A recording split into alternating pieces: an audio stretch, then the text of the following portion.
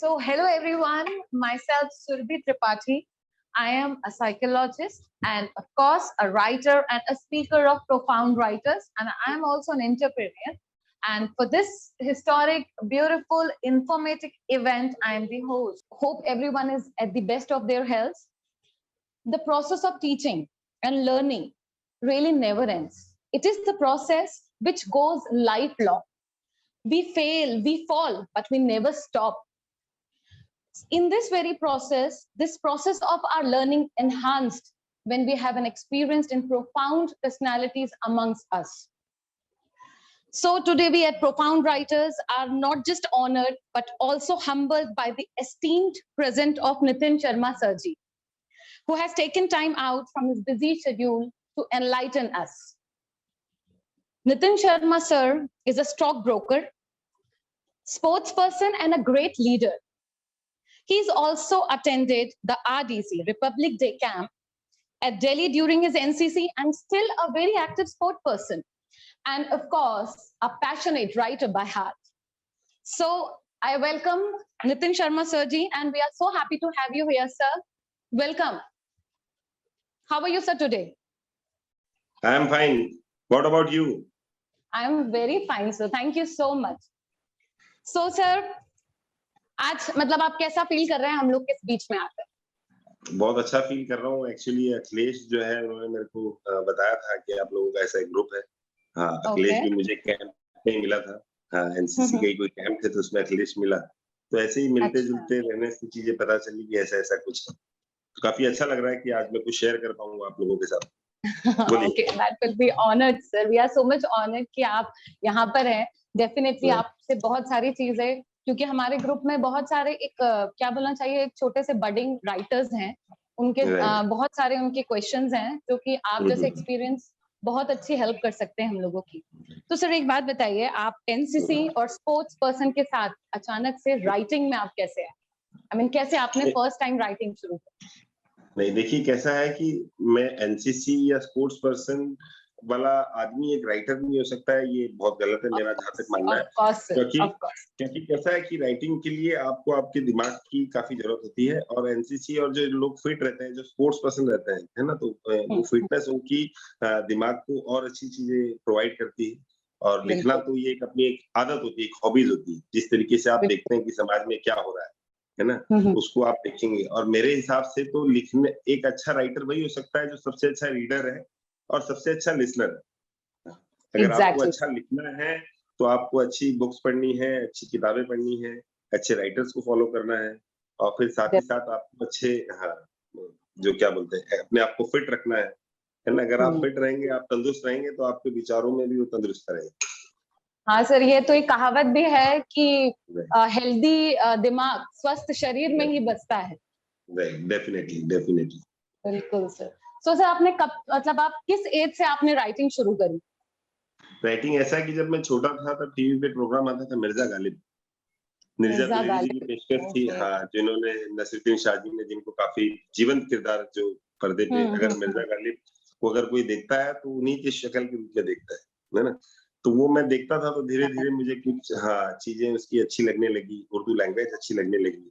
तो चूंकि हम लोग इंग्लिश मीडियम या हिंदी मीडियम ही करते हैं मुंबई में या बॉम्बे में अक्सर, तो उर्दू का नॉलेज हो नहीं पाता। तो फिर मैंने उसके लिए उर्दू डिक्शनरी पढ़ना शुरू किया, या जो लोग जानकार लोग हैं उनसे पूछना शुरू किया। कि जैसे कि शेर था मिर्जा गालिब का काफी अच्छा, जिससे मेरा टर्निंग पॉइंट आया शायद। शेर ऐसा था कि निकलना खुल्द से आदम का सुनते आए हैं हम, लेकिन निकलना खुल्द से आदम का सुनते आए हैं हम, लेकिन बड़े बेआबरू होकर तेरे पूछे से हम। तो वो मेरे समझ में नहीं आया कि वो क्या कह क्या रहे हैं। फिर उसके लिए क्यूरियोसिटी जागी, फिर धीरे धीरे शब्द समझ में आए, और फिर धीरे धीरे, है ना, कोई भी चीज आप प्रैक्टिस करो तो वो धीरे धीरे काफी अच्छी होने लगी। प्रैक्टिस होनी चाहिए। बिल्कुल, that means practice makes a man perfect. कोई भी चीज को सीखने में अगर क्यूरियोसिटी है तो प्रैक्टिस।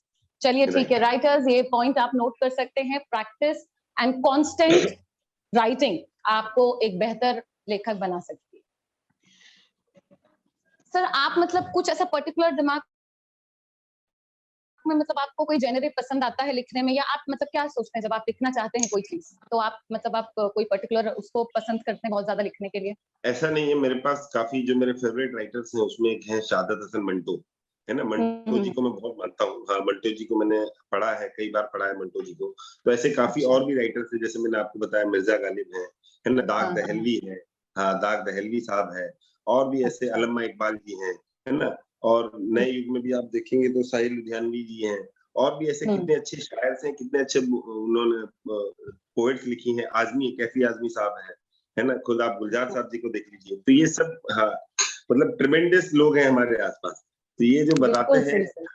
इनकी जो सोच है, इससे हमारी सोच को एक नई दिशा मिलती है। और हम जो डेली के जीवन में जो लोगों का व्यवहार देखते हैं, जो हमारे साथ कई कई सारे रिश्ते होते हैं, है ना? कुछ रिश्तों में प्यार मिलता है, कुछ रिश्तों में खटास आती है। तो कहीं न कहीं ये चीज़ें मैच करती है, और फिर वो आप पढ़ना जानते हो, लिखना जानते हो, तो आपको उसको ताना-बाना बुनना है ना? शायरी एक क्या है? लफ्ज़ों का ताना-बाना बुनना। तो बस उसी हिसाब एग्जैक्टली, ताना बुना बुना, करेक्ट सर। सर एक और चीज, जैसे राइटर्स में ऐसा बोलते हैं किसी का दिल टूटता है या फिर कुछ ऐसी घटना होती है तो वो लिखने में आ जाता है, तब वो लिखना चालू कर देता है। आपके साथ भी ऐसा हुआ कुछ, या बहुत ज्यादा इंटेंस प्रेम में पड़ जाता है तो लिखना चालू करता है, ऐसा कुछ आपके साथ भी हुआ? हमारे यहाँ पे ऐसे जी। भी लोग हैं, ऐसे भी स्टेट्स हैं जहाँ पे हीरो को ही देवता मान लिया जाता है कि यही भगवान है, यही सब कुछ है। तो फ़िल्में हैं, तो फ़िल्में जिस हिसाब से लोगों के अंदर डालती है, तो लोग उसी तरीके से अपना सोच का दायरा बना लेते हैं। मेरा मानना ऐसा करेक्ट। है कि आप हाँ, आप कोई भी गाना सुनते हो, आप कोई भी शायरी पढ़ते हो, आप कोई भी किताब पढ़ते हो, तो आदमी का जीवन है। जीवन में सारे उतार-चढ़ाव होते हैं ना? एक इंसान अपने जीवन में सारी चीज़ों को देखता है, सुख है, दुःख है, प्रेम है, धोखा है। ऐसा कोई इंसान नहीं है जिसने अगर प्रेम किया हो तो उसको धोखा ना मिला हो। और कहीं न कहीं हम्म। सबकी अपनी एक मजबूरियाँ होती हैं। हाँ, तो किसी के लिए किसी का चीज़ धोखा हो जाता है, किसी के लिए किसी की वो चीज़ जायज़ हो जाती है। तो किसी में लिखने के सुधार। लिए आपको धोखे की ज़रूरत हो, ऐसा मुझे नहीं लगता। मेरे हिसाब से लिखने के लिए आपको हाँ, एक पैशन चाहिए, है ना? एक फीलिंग चाहिए कि मैं इसको कितने अच्छे शब्दों में लिखूँ। एक प्यार प्यार हो सकता है, इश्क हो सकता है।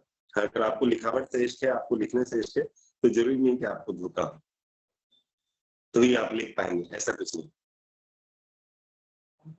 हाँ, ये है कि आप टूटे हुए लोग, दिल के जो टूटे हुए लोग हैं, उनको सँभाल सकते हो। सर जैसे रॉकस्टार मूवी में था ना, उसे बोला हाँ, था, आई मीन रॉकस्टार मूवी अगर आपने देखी हो तो उसमें था कि देखिए, आपका देखिए। दिल टूटना चाहिए तो एक बहुत अच्छा आप सिंगर बन सकेंगे, तब आप राइट, दिल से आपकी आवाज निकली। It's like that. पर राइट, ये बात आपने बहुत अच्छी बोली कि आई मीन आप राइट, हर स्थिति परिस्थिति से आप सीखते हैं, राइट। नहीं, मैं भी सीखते वही हैं। कहने और जा रहा हूँ, दिल टूटना चाहिए। देखिए कैसे कैसे आप जो लिरिक्स होते हैं ना, कभी आप सुनिए, अगर आपके जीवन में वो चीज़ें नहीं है ना? जी आपके जी जीवन में सारी जी। चीज़ें खुशहाली चल रही है, सब कुछ अच्छा है, आपका हाँ। प्राइवेट लाइफ अच्छी चल रही है, प्रोफेशनल लाइफ अच्छी चल रही है, अच्छे बच्चे हैं, अच्छे अच्छे प्रेमी, सब कुछ अच्छा चल रहा है। स्टिल अगर आप हम्म। कोई गाना सुनते हो, हाँ, कुछ ऐसा अ अ, बिछड़ने वाला राग सुनते हो या ऐसा कोई भी दुःख वाला राग सुनते हो, तो जी जी। वो उस वक़्त उतना मैच अप नहीं कर पाते हो। बट आपके सही बात। जीवन में कोई ऐसी घटना घटी और आप वो गाना हम्म, सुनते हो, तो आप उस लिरिक्स को महसूस करते हो, है ना? देखो, गाना सुनना और गाना महसूस करना, ये दोनों अलग पड़ाव है। तो ये बिल्कुल दोनों सही डिफरेंट सर। डिफरेंट स्टेज हैं। हाँ, हर स्टेज पे आदमी सीखता है, हर स्टेज पे आदमी महसूस करता है, बिल्कुल वही है। सही सर।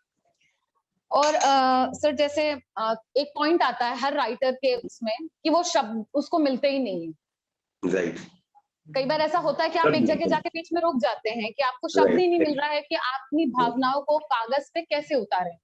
तो राइट। ऐसे समय पे सर आप क्या करते हैं? ये मोस्टली प्रॉब्लम मतलब रहती है, हर किसी का मैं होगा बताता ये। हूँ आपको। देखो, मेरा जी। ऐसा मानना है कि सारी चीज़ें जो है ना, यूनिवर्स ने बहुत अच्छी चीज़ इंसान को बनाई है, जो हमारा दिमाग है, इससे बढ़िया कोई चीज़ नहीं। है ना? अगर आप इसमें कोई प्रोग्राम फिट कर लो कि ये चीज़ खोजनी है, देखो हर एक चीज़ खोजने से मिलती है ना? भगवान भी आपको खोजने से मिलेंगे, खाने के लिए भी आपको कर्म करना पड़ेगा, तो हर एक चीज़ है, जो आप ट्राई करोगे तो आपको मिलेगी। तो आपको आपकी वोकैब्युलरी तो स्ट्रॉन्ग रखनी ही रखनी है। ये जब आपको इंटरेस्ट पैदा होगा, तब अपनी वोकैब्युलरी स्ट्रॉन्ग रखोगे। आज जितने भी कवि हैं, जितने भी बड़े लेखक हैं, जैसे कुमार विश्वास जी का भी मैं बहुत बड़ा फैन हूँ।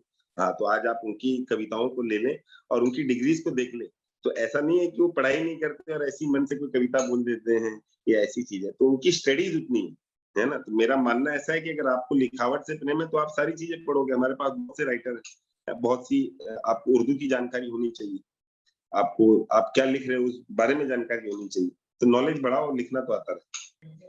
सर अभी जैसे आपने पहले मुझे बता दिया कि आप पढ़ना भी बहुत ज्यादा पसंद करते हैं, और राइट, लिखना तो ऑफ कोर्स आपको पसंद है ही, एक अच्छा पढ़ने राइट। वाला ही अच्छा लेखक बन सकता अच्छा है, बिल्कुल लेखक हो सही। सकता अभी आप सर कोई बुक पे, कोई उस पे नॉवल पे भी वर्क कर रहे हैं है। कोई नॉवल ऐसा या नहीं आपने है जो लिखी है? मैंने हाँ, जो मैंने मतलब 20-22 साल हो गए मेरी जर्नी को, जब से मैंने समझा है ना? हाँ, काफ़ी हाँ। चीज़ें देखी हैं।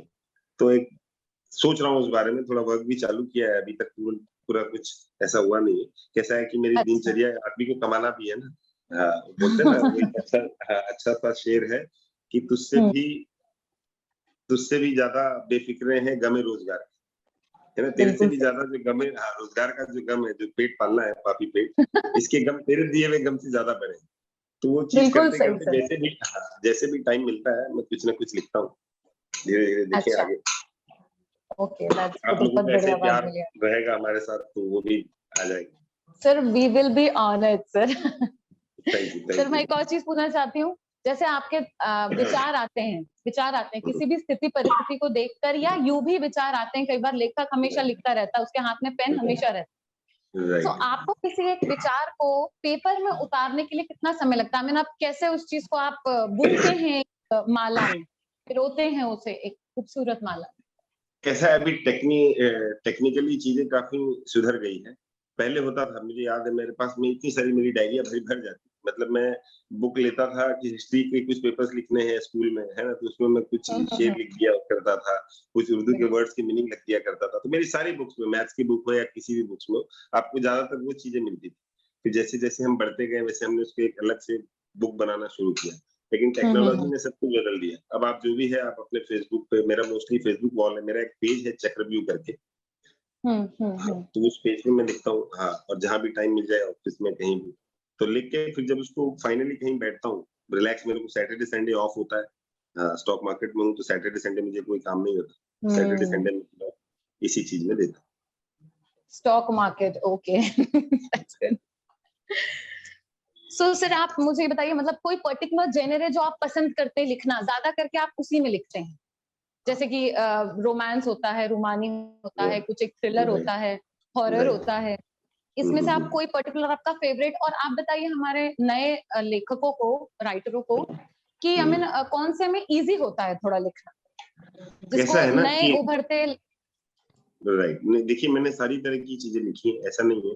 मैं भी एक इंसान हूँ, है ना? तो सारी चीज़ें लाइफ़ में आती हैं, सुख भी आता है, दुःख भी आता है। जब दुःख आता है तो भाव अलग होते हैं, है ना? हर एक से समय एक जैसा नहीं होता है। तो हर भाव में वो चीज़ें कैसे लिखनी है, वो मैंने की है, उस दौर से भी मैं गुज़रा हूँ। मैंने दुःख को भी लिखा है, मैंने विदाई को भी लिखा है ना? मेरी सारी चीज़ें लिखी है बट मेरे को अगर आप स्पेशली पूछेंगे कि आपको ज़्यादा लिखने में क्या अच्छा लगता है, तो मुझे कुछ हाँ, मोटिवेशनल लिखने में अच्छा लगता है ना? जिससे कोई इंस्पायर मोटिवेशनल हाँ, जिससे कोई इंस्पायर हो और किसी की लाइफ में वो अपनी चीज़ों से आगे बढ़े। देखिए रुकावट सबके लिए है ना? प्रॉब्लम सबके लिए है, सिचुएशन सबके लिए है। लेकिन जो उसको झेल के मूव ऑन करता है, आखिर में वही जीतता है ना? सिकंदर तो वही बिल्कुल होता है, सही, जो प्रॉब्लमों से झेल बिल्कुल के सही, आगे निकले। तो ज़िंदगी बहुत अच्छी है, इसको एन्जॉय करना चाहिए, है ना? चीज़ें अच्छी लिखें जिससे आपके 4 लोग इंस्पायर हों, है ना? आप बिल्कुल कुछ नहीं सही, दे सकते तो किसी को हौसला दीजिए। हौसला सबसे बड़ी चीज़ है समाज दुनिया में। बिल्कुल सही, बिल्कुल सही, बिल्कुल सही। सर एक और बात जो मतलब पूछना चाहेंगे कि जैसे आप बहुत सारे, आप जैसे आप पहले ही बता चुके हैं कि आप बहुत सारे लेखकों को पसंद करते हैं, उनको पढ़ते राइट, हैं, है ना? उनकी राइट, बातों को समझते हैं, उनसे आप राइट। उर्दू सीखते हैं। सो हुँ। सर आप मतलब ऐसा होता है कि किसी पर्टिकुलर लेखक की कुछ लाइनों को, कुछ शब्दों को, कुछ रचनाओं को आप अपने उस पे भी उतारने की कोशिश करते हैं, अपने तरीके से ऑफ कोर्स। राइट। देखिए कैसा ऐसा आप होता है करते हैं? कि हाँ, ब 12 खड़ी तो वही है ना? हाँ, वर्णमाला भी वही है ना? कुछ शब्दों के मीनिंग्स भी वही हैं और हम ऐसा नहीं कह सकते देखो गुरु गोविंद दोऊ खड़े काको लागू पाए। बलिहारी जाऊँ उस गुरु के जिन गोविंद दियो मिलाए। तो अगर मेरे कोई गुरु है जिनको मैं मानता हूँ गुरु है कि मैंने कुछ चीज़ें इनसे समझ के लिखी हैं, गालिब साहब से, कुछ चीज़ें मैंने गुलजार जी को समझ के लिखी है, कुछ चीज़ें मैंने उनको लिखी है, तो मैं जीवन भर जो है उस चीज़ का श्रेय उन्हीं को देता हूँ, कि उन्होंने मुझे रास्ता दिखाया कि बेटा कि लिखावट में भी ये वो असर हो सकता है, आपके लिखने में भी वो ताकत हो सकती है कि आप आपकी लिखावट से सारी चीज़ें बदल सकते हो, है ना? आप आपका एक माहौल बदल सकते हो, आप अपने लोगों में वो उत्तेजना भर सकते हो, है ना? आप अपने आप को समझा सकते हो। तो वो सारे मेरे गुरु हैं, तो उन्हीं की कृपा है, उन्हीं को पढ़ता हूँ और उन्हीं के द्वारा जो समझ में आता है उनको ताना बुना बुनकर लिख देते हैं। मैं लिखने वाला मैं बहुत नहीं बढ़िया हूँ, लिखने वाला हूँ। सर, बहुत बढ़िया। हमें तो लगता है कि आई मीन ये जो समय मिला है आपके साथ, ये आपसे सीखने के लिए कम पड़ रहा है। नहीं, नहीं ऐसा नहीं है। थैंक यू, ये तो बड़ा प्यार है आपका। है ना, नहीं सर, इंसान हर जगह सीरियसली। सीखता है। जी, जी, जी। और सर आप किस-किस शैली में लिख चुके हैं? मतलब आपका कुछ पर्टिकुलर, आपने काफ़ी सारी रचनाएँ ऑलरेडी मैंने लिखी होंगी, नज़्में भी किस लिखी शैली में? हैं, मैंने नज़्में नज़्में भी मैंने लिखी हैं, मैं नज़्म भी लिखता हूँ। मैं टू लाइनर्स तो ज़्यादातर नहीं हो पाते, टू लाइनर्स ज़्यादा नहीं होता है, हो पाते क्योंकि मैं अगर कुछ देख रहा हूँ तो मुझे एक पैराग्राफ तो चाहिए लिखने के लिए। जहाँ तक हुँ, मेरी हुँ, लेखनी हुँ। ऐसा है ना कि अगर मैं किसी हुँ, चीज़ के बारे में लिख रहा हूँ, किसी दुःख के बारे में हुँ, लिख रहा हूँ, किसी विदाई के हुँ, बारे में लिख रहा हूँ, है ना? हुँ, हुँ, ज़्यादातर मैं मोटिवेशनल लोगों के बारे में लिखता हूँ, है ना? हुँ, हुँ, मोटिवेशनल हुँ। चीज़ों को मैं लिखता हूँ, तो कम से कम नज़्म आप पकड़ के चलिए, नज़्म में मैं ज़्यादा वो रखता हूँ। नज़्म आपको ज़्यादा पसंद आपको है। ओके, नज़्म ज़्यादा दैट्स। पसंद और सर एक और चीज़ मुझे आपसे जाननी थी, मतलब जैसे कि आपके नए पुराने पुराने है। तो हुँ। आपने मुझे बता दिए, नए लेखकों में से आप किसे ज़्यादा पसंद करते हैं? जैसे अभी जो मतलब अपने मोटिवेशनल में आते हैं ज़्यादा करके, जो अभी ट्रेंडिंग है, रॉबिन राइट, शर्मा है, जय शेट्टी हैं, राइट, और राइट। भी बहुत सारे हैं जो कि तो बुक्स ऑथर तो मैं काफ़ी काफ़ी सारे ऑथरों को मैं रीड करता हूँ। देखो बुक जो है वो पढ़नी चाहिए, है ना? मैं ओशो से लेके महात्मा गांधी मेरे पास बुक्स का काफ़ी कलेक्शन है, जो मुझे अच्छा लगता है। ऑफ़िस में भी मेरे वही चीज़ें रखता हूँ, अगर मेरे पास कोई स्टूडेंट आता है, तो मैं उसको वही हुँ, चीज़ें हुँ। बुक देता हूँ। शिव खेरा की बुक है जीत आपकी, मेरी काफ़ी फ़ेवरेट बुक है। इनफैक्ट आज भी मैं अपने पास ही रखता हूँ उसको, ये देखिए बुक है वो, शिव खेरा की। तो ये वाओ! हाँ, तो ये कोई भी एक देखिए आपको किसी को नज़रिया देना है ना? अगर आपको लाइफ में कुछ भी करना है, तो उसके लिए जो सबसे इम्पोर्टेंट चीज़ है वो नज़रिया, है ना? अगर आपका नज़रिया है, तो आप उस चीज़ को अचीव कर सकते हो। तो अगर किसी का बिल्कुल, मैंने नज़रिया सही कर दिया, तो उसके लिए सारी चीज़ें आसान हो गई, फिर वो कुछ भी कर सकता है। जिसका नज़रिया बदल जाए, वो कुछ भी कर सकता है। तो वो चीज़ें बिल्कुल हैं। सही सर। हाँ, नए ज़माने में शिव खेरा हैं और भी जो ऐसे मोटिवेशनल स्पीकर हैं। हाँ, शिव सोनू खेरा। शर्मा हुँ। को भी हाँ, सोनू शर्मा है, शिव खेरा जी हैं। हुँ, शिव खेरा के हुँ, मैंने हुँ, कई हुँ। सेमिनार प्रीवियस कंपनी में हुँ, अटेंड किए थे। हाँ, हुँ, हुँ, तो इन हुँ, सब हुँ। चीज़ों ने इन्होंने मेरे को प्रोत्साहित ही किया है, जितने भी बड़े-बड़े लोग हैं, जो राइटर्स अच्छा, हैं इन्होंने प्रोत्साहित ही किया है लिखने के लिए। इसलिए पढ़ते रहिए, है ना? कौन क्या अच्छा है, बिल्कुल, क्या खराब है, ये पढ़ने के बाद समझ में आएगा। आपको क्या लेना है, क्या आपको छोड़ना है। ये जब तक आप पढ़ेंगे नहीं, तब तक आपको समझ में नहीं आएगा। इसलिए जो समझ भी में आपके नहीं पास आया। से गुज़रता है, सबको पढ़िए, सबकी इज़्ज़त करिए, सबके विचारों की इज़्ज़त करिए और फिर आप बिल्कुल अपने सही। विचार रखिए। वही अच्छा, तरीका बहुत बढ़िया sir, thank you so much. ये तो बहुत ही वैल्यूएबल आपने है। राइट। सजेशन दिया हम लोगों को, सच में बहुत ज़्यादा काम आने वाला है। सर मैं एक और चीज़ पूछूँ, जैसे कि आप कोई भी नज़्म या कोई भी शायरी लिखते हैं, तो उसमें हुँ। गहराई कितनी ज़्यादा ज़रूरी है शब्दों की और विचारों की? ऑफ कोर्स कई बार ऐसा होता है, विचार तो बहुत गहरे होते हैं पर शब्द नहीं बन पाते हैं। शब्द नहीं बन पाते हैं। देखिए मैं फिर कोरिलेट है, ये ना सारी चीज़ें कोरिलेट है। ये मैं कई बार मैं इस चीज़ को फ़ील करता हूँ लिखते वक़्त भी कि अगर मेरी गहराई होगी, है ना? मैं गहराई में अगर जितनी मेरी इंटेंस राइटिंग होगी, जितना मैं गहराई में उतरूँगा, उसके लिए मुझे उतनी मेहनत करनी पड़ेगी। फिर उसी बात पे हम आ गए, है ना? मुझे वो चीज़ें सुननी है। मेरा मेरा माहौल हमेशा वही रहता है। भले मैं कहीं भी रहूँ, है ना? अगर मैं कहीं मैं पिकनिक में हूँ या कहीं मैं जा रहा हूँ या जो भी मुझे फ्री टाइम मिलता है, तो इन्हीं लोगों को सुनना, इन्हीं को समझना, कहाँ से कोई चीज़ मिल जाती है। तो इसी तरीके से वो गहराई तो आपको ढूँढने, सुनने से ही मिलेगी। गहराई आप इंटेंस फ़ील कर सकते हो, बट जब तक आप समझोगे नहीं, किसी और के दुःख को समझोगे नहीं। बहुत प्यारा वाकया है, मैं आपसे कहूँगा कि गहराई का मतलब जैसे जगजीत सिंह जी का एक प्रोग्राम था। मेरे फ़ेवरेट गज़ल गायकों में से एक हैं। मेरे लिए आदरणीय है, मेरे लिए भगवान है, सब कुछ है जगजीत जी। तो जगजीत जी का एक लाइव कॉन्सर्ट हो रहा था, जगजीत जी का। हुँ, तो वहाँ पर किसी ने उनसे फ़रमाइश की, एक बहुत अच्छी गज़ल है कि दर्द से मेरा दामन भर दे, दर्द से मेरा नाम।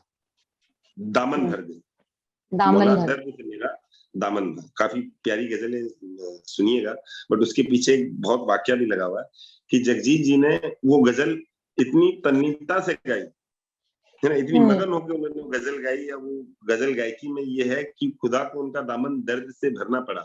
जब वो गाना गा रहे थे तभी उनके 21 साल के बेटे का एक्सीडेंट हो गया और वो गाना खत्म करते ही उनको वो खबर आई।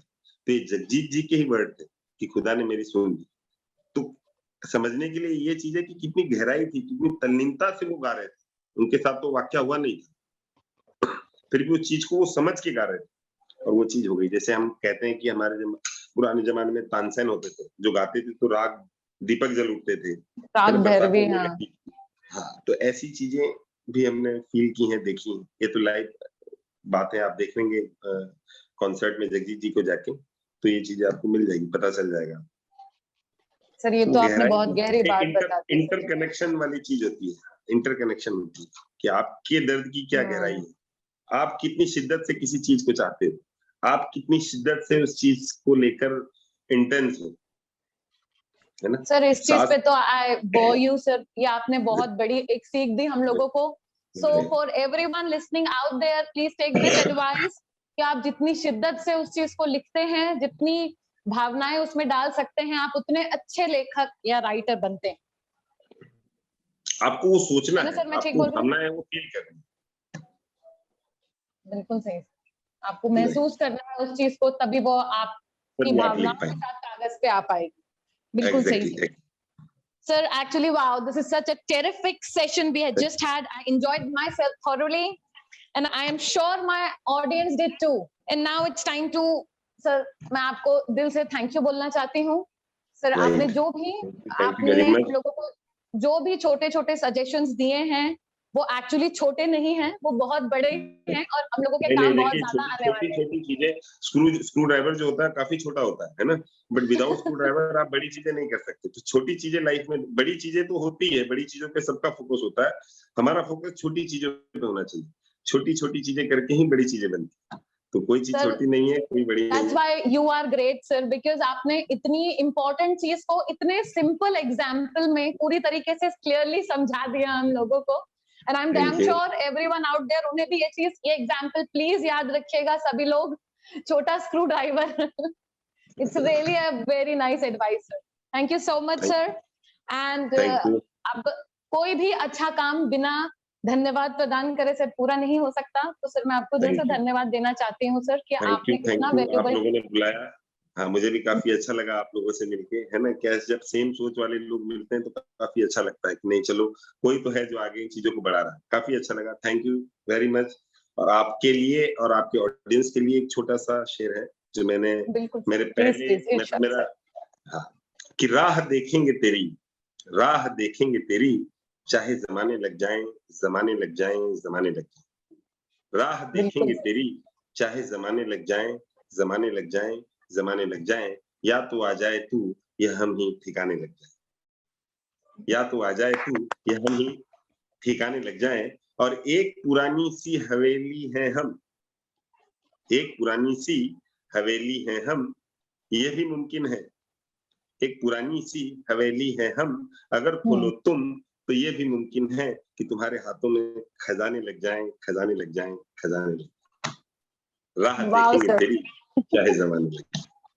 That's so awesome, sir. Very good, sir. Thank you. बहुत ही बढ़िया, sir. Thank you so much, sir, for your valuable time. Thank you. And this is the time to sign off from this historic event with our heartily guest of honors, Nitin Sharma, sir ji.